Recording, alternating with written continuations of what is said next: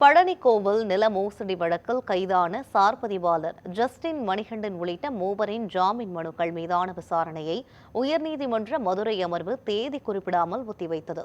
பழனிக்கோவில் நில மோசடி வழக்கில் கைது செய்யப்பட்ட சார் பதிவாளர் ஜஸ்டின் மணிகண்டன், வெள்ளத்துறை, சேதுபதி ஆகியோர் ஜாமீன் கோரி உயர்நீதிமன்ற மதுரை கிளையில் மனு தாக்கல் செய்திருந்தனர்.